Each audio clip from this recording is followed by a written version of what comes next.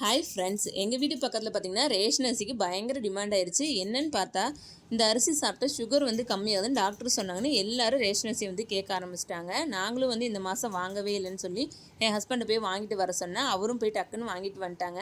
அரிசிலாம் பார்த்திங்கன்னா செம சூப்பராக இருந்துச்சு. புழுங்கல் அரிசி, பச்சரிசி, அப்புறம் வந்து சர்க்கரை, துவரம்பருப்பு, எண்ணெய் இது எல்லாமே கொடுத்துருந்தாங்க. 2 மாதமாக எண்ணெய் கொடுக்கவே இல்லை. அதுக்கப்புறமேல் கொடுத்துட்டாங்க. இது எல்லாமே வந்து சரி இந்த மாதம் யூஸ் பண்ணிடலான்னு சொல்லிட்டு எல்லாத்தையுமே எடுத்து வச்சுட்டேன்.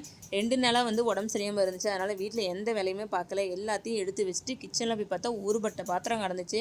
அதை பார்த்தோன்னே எனக்கு அப்படியே வந்து ரொம்பவே டயர்டாகிடுச்சு. சரி பாப்பாங்க வேறு ஸ்கூல் விட்டு வந்துட்டாங்க. அவங்களுக்கு ஈவினிங் வந்து ஹோம்ஒர்க்லாம் சொல்லி கொடுத்துட்டு அதுக்கப்புறம் தான் வந்து விளக்கத்துக்கு ஸ்டார்ட் பண்ணேன். எல்லாத்தையும் விளக்கி முடிச்சுட்டு சரி சிம்பிளாக வந்து இட்லியும் சட்னியும் வச்சலான்னு சொல்லி இட்லி ஊற்றிட்டு வெங்காய சட்னி வந்து அரைச்சிட்டேன். பாப்பாங்களுக்கு வந்து போட்டும் கொடுத்துட்டேன். அவங்களும் 2 பேரும் சாப்பிட்டாங்க. ஒரு நாள் வேலை செய்யலைன்னா அடுத்த நாள் நமக்கு ஹெவியாக